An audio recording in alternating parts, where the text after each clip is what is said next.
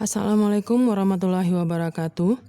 Hari ini kita akan belajar menentukan nilai optimum dari sistem pertidaksamaan linier. Materi ini masih termasuk ke dalam materi program linier. Di pertemuan sebelumnya, kita sudah belajar bagaimana cara menentukan daerah himpunan penyelesaian dari pertidaksamaan linier. Nah, ini lanjutan dari materi yang kemarin. Adapun langkah untuk menentukan nilai optimumnya, itu adalah yang pertama, kalian harus menentukan dulu daerah himpunan penyelesaiannya. Dan ini sudah Ibu ajarkan di pertemuan sebelumnya. Kemudian yang kedua, dari himpunan penyelesaian itu nanti kita akan dapat menentukan bagaimana bentuk daerah himpunan penyelesaiannya. Kemungkinan bentuk daerah himpunan penyelesaian itu ada dua, bisa daerahnya terbuka dan bisa nanti daerahnya tertutup. Kalau nanti daerahnya tertutup, himpunan penyelesaian itu akan berbentuk bidang datar. Bisa nanti segitiga, bisa berbentuk segi empat, bisa segi lima, atau yang lainnya. Nah, kalau kita sudah tahu bagaimana bentuk daerah himpunan penyelesaian kita, yang harus kita lakukan adalah menentukan titik pojok dari himpunan penyelesaian tersebut. Untuk mendapatkan titik pojok, itu bisa kita pakai cara eliminasi yang Ibu ajarkan kemarin.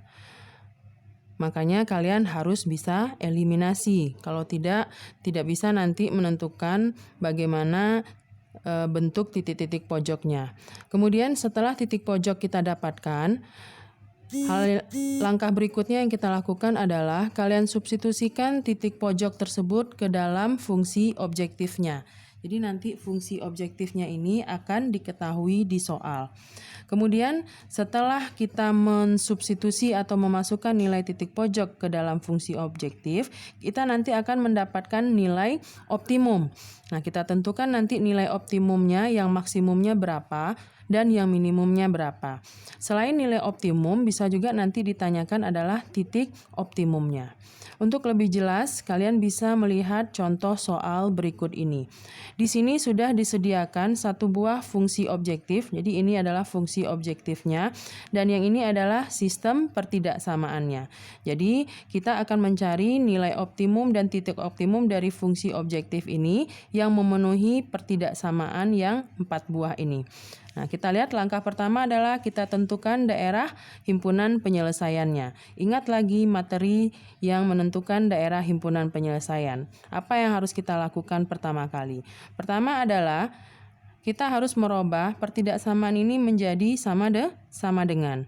Tujuannya adalah untuk mencari titik potong sumbu X dan titik potong sumbu Y dari garis X tambah Y sama dengan 24. Masih ingat cara membuat garisnya? Nah, yaitu dengan cara memisalkan X dengan 0 dan juga memisalkan Y dengan 0. Cara cepatnya adalah kalian cukup tutup X dan Y-nya saja. Contohnya ini, Ibu tutup X, di sini kelihatan X sama dengan 24. Berarti X sama dengan 24. Sehingga nanti titik yang kita dapatkan di sini adalah 24,0. Kemudian kita tutup X. Di sini kelihatan Y sama dengan 24. Berarti dari sini kita lihat Y sama dengan 24, sehingga titik potong dengan sumbu Y-nya adalah 0,24. Berikutnya, garis yang kedua. Sama seperti tadi, kita cari titik potong sumbu X dan sumbu Y-nya. Dengan cara memisalkan X dengan 0, Y dengan 0. Nah, di sini Ibu pakai cara cepat saja. Kita tutup Y-nya. Apa yang kelihatan di sana? X sama dengan 30. Berarti titik potong sumbu X-nya adalah 30,0. Kemudian titik potong sumbu Y-nya tinggal kita tutup X. Apa yang kelihatan di sana? Ya, positif 2Y sama dengan 30. Berarti Y-nya sama dengan 30 dibagi 2 adalah 15. Sehingga titik potong dengan sumbu Y-nya adalah 0,15. Nah, berikutnya kita akan buat gambar. Kita buat gambar dari garis pertama dan garis kedua ini. Nah, kita lihat di sini angkanya cukup besar, yaitu X-nya paling besar adalah 24 dan Y-nya X-nya yang paling besar 30 ya. Kemudian Y-nya yang paling besar adalah 24. Berarti kalian tidak bisa pakai skala satu kotak lagi. Karena kalau kalian pakai skala satu kotak, tentu saja kotaknya banyak ini 30. Nah, berarti sekarang Ibu ambil kelipatan, Ibu pakai skalanya 3 kotak saja. Pakai skala 3 maksudnya ya. Maksudnya adalah satu kotak itu mewakili 3, angka 3. Berarti untuk 30 kita memerlukan nanti 10 kotak. Kemudian untuk 24 kita perlu 8 kotak. 1, 2, 3, 4, 5, 6, 7, 8. Oke, ya. Nah, ini adalah sumbu Y dan ini adalah sumbu X. Nah, perhatikan Ibu di sini memakai skala 3. Jadi satu kotak ini mewakili kelipatan 3. Berarti 3, berikutnya setelah 3 adalah 6, kemudian 9, 12, 9, 3, 12, 1, 2, 3, 4, 5, 6, 7, 8. Kurang ya, kita tambahkan lagi.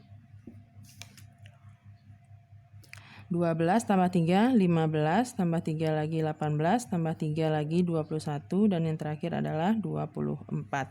Kemudian untuk X-nya ini paling besar 30, Ibu juga pakai skala 3 kotak, berarti kita perlu ini 3, 6, 9, 12, 15, 18, 21, 24, 27, 30.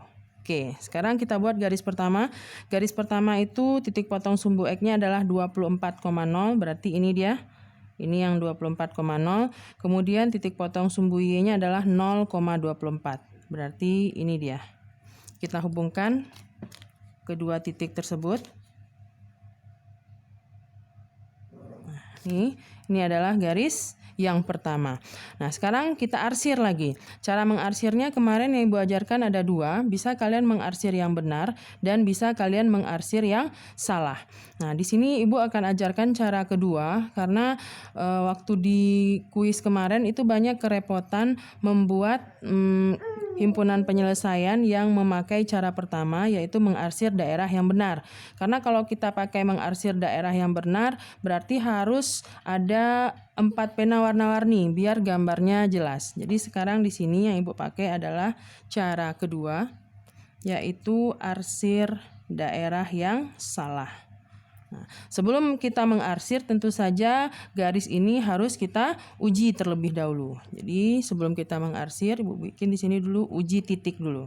Masih ingat titik berapa yang biasanya kita ambil untuk memudahkan? Ya, itu adalah titik 0,0. Nanti titik 0,0 ini kita masukkan ke persamaan pertama, yaitu X tambah Y kecil sama 24. Kita masukkan 0 ke sini sehingga kita dapatkan pernyataan 0 kecil sama 24. 0 kecil sama 24 ini adalah pernyataan yang benar. Nah, 0,0 berada di sini dan ternyata setelah kita uji kalimatnya benar. Artinya apa? Titik 0,0 dan daerah di sekitar titik 0,0 ini atau yang di bawah garis ini adalah daerah yang benar semuanya. Berarti yang di sini adalah daerah yang salah. Karena Ibu pakai cara kedua, berarti Ibu arsir yang salahnya. Seperti ini kita arsir. Ini adalah daerah yang salah. Nah, ini dia. Kemudian kita lakukan hal yang sama untuk garis yang kedua. Nah, garis yang kedua tadi titik potong sumbu X-nya adalah 30,0, berarti ini dia 30,0. Kemudian titik potong sumbu Y-nya adalah 0,15, ini 0,15. Kemudian ini kita hubungkan. Ini garis yang kedua. Kemudian ini juga kita uji. Ini dia X tambah 2Y kecil sama 30, kita juga mendapatkan kalimat yang benar. Artinya ini 0,0 ini adalah daerah yang benar, berarti yang salahnya kemana? Tentu saja ke kebalikannya, yang ini. Kemudian untuk X besar sama 0. X besar sama 0 ini daerah yang benarnya berada di sebelah kanan sumbu X. Berarti daerah yang salahnya adalah di sebelah kirinya. Ini dia. Kemudian Y besar sama 0 yang benarnya adalah ke arah atas, berarti yang kecil yang salahnya adalah daerah yang ke bawah. Sehingga kelihatan di sini daerah yang bersih ini adalah himpunan penyelesaiannya. Setelah langkah 1 kita selesaikan, yaitu menentukan daerah himpunan penyelesaiannya, langkah berikutnya adalah menentukan titik pojok dari himpunan penyelesaian ini. Nah, kebetulan himpunan penyelesaiannya adalah daerah tertutup. Nah, kita lihat di sini dia berbentuk segi 4, berarti nanti ada 4 titik pojok yang harus kita cari. Nah, mana yang titik pojok? Titik pojok itu adalah yang ini. Kita kasih nama ini A, kemudian ini B, kemudian ini C, dan ini D. Ada 4 buah titik pojok karena himpunan penyelesaiannya mempunyai 4 titik dan himpunan penyelesaian ini berbentuk segi 4, jadi titik pojoknya juga ada 4. Nah, apa saja titik pojoknya? Jadi tentukan titik pojok dari HP, itu langkah kedua. Nah, titik pojoknya adalah ini A, ini adalah 0,0. Jadi kita bikin di sini. Langkah kedua adalah menentukan titik pojok. Nah, titik pojoknya, titik pojok A itu tadi adalah 0,0. Kemudian titik pojok B, kita lihat di sini titik pojok B yang ini adalah 24,0.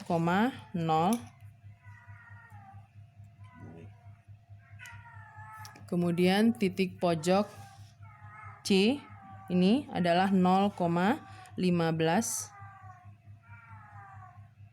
Dan yang terakhir titik pojok D, kita lihat di sini. Nah, titik pojok D di sini kalau kita lihat dari gambar kita, kebetulan kita menggambar pakai buku kotak-kotak dan skala kita juga bagus, dan kebetulan titik pojoknya juga pas di garisnya. Ini bisa kita baca yaitu 18,6.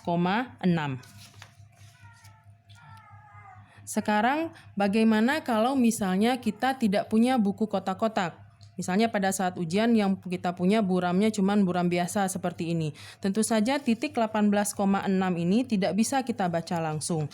Kalau 0,0 bisa dibaca langsung karena dia titik sumbu koordinat. 24,0 juga bisa kita baca langsung karena kebetulan ini adalah salah satu titik potong garisnya. Begitu juga dengan 0,15 bisa kita baca langsung. Sedangkan D tidak bisa kita baca langsung kalau kita memakai kertas biasa seperti ini.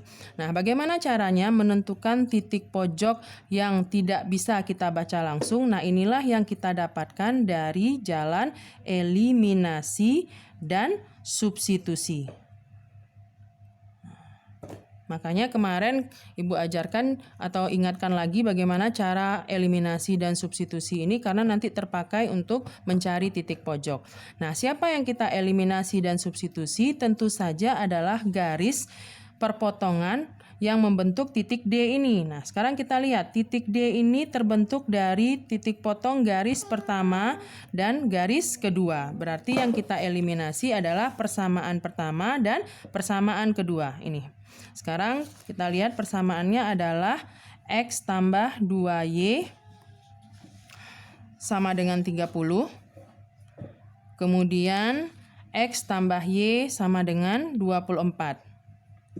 Nah, ini kita eliminasi. Kemarin eliminasi jenisnya ada 2, bisa dieliminasi langsung dan ada yang memakai faktor pengali. Nah, ini kebetulan ada yang sama, yaitu X-nya, berarti bisa kita eliminasi langsung. Nah, karena X-nya tandanya sama, berarti ini kita eliminasi dengan tanda kurang, supaya nanti X dikurang X-nya habis. Nah, di sini 2Y dikurang Y sama dengan Y, 30 dikurang 24 sama dengan 6. Coba kita lihat, betulkah Y-nya 6? Ya. Kemudian untuk mendapatkan nilai X-nya, nilai yang kita dapatkan dari eliminasi ini kita substitusi ke salah satu persamaan. Nah, sekarang Ibu substitusikan ke persamaan yang ini. Berarti kita ganti Y-nya dengan 6. Berarti X tambah 6 sama dengan 24. Berarti X-nya sama dengan 24 dikurang 6 itu adalah 18. Kalian lihat di sini. Ternyata betul titiknya adalah 18,6. Langkah berikutnya yaitu mensubstitusikan titik pojok ini ke dalam fungsi objektifnya. Fungsi objektif sudah diketahui di soal, yaitu 2x tambah 3y. Kita tinggal memasukkan titik pojok yang kita dapatkan tadi ke fungsi objektifnya satu persatu. Misalnya untuk titik A itu 0,0. Berarti kita ganti x-nya dengan 0, y-nya juga dengan 0. Berarti ini hasilnya adalah 0. Kemudian kita lakukan hal yang sama untuk titik B. Titik B tadi adalah 24,0. Berarti ini 2 kali 24 ditambah 3 kali 0. Berarti jawabannya adalah 48. Untuk titik C juga seperti itu, 0,15. Berarti 2 dikali 0 ditambah 3 kali 15. Kita dapatkan ini 45. Kemudian terakhir untuk titik D, 18,6. Berarti 2 kali 18 ditambah 3 kali 6. Berarti ini kita dapatkan 2 kali 18, 36.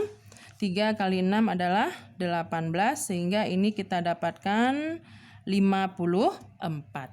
Nah, inilah nilai optimum, ya, nilai-nilai dari fungsi objektif 2x tambah 3y sama dengan ini. Nah, setelah kita dapatkan semua nilai ini, kita tentukan dari 4 nilai ini mana yang maksimum.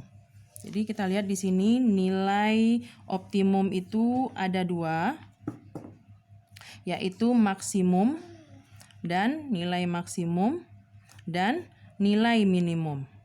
Nah, mana yang nilai maksimumnya? Kita tinggal bandingkan 0, 48, 45, 54. Mana yang paling besar? Tentu saja 54. Berarti nilai maksimumnya adalah 54. Dan paling kecil adalah 0. Berarti nilai minimumnya adalah 0. Selain nilai optimum, yang bisa kita tentukan di sini juga adalah titik optimumnya. Nah, titik optimum juga ada 2, yaitu adalah titik maksimum dan titik minimum.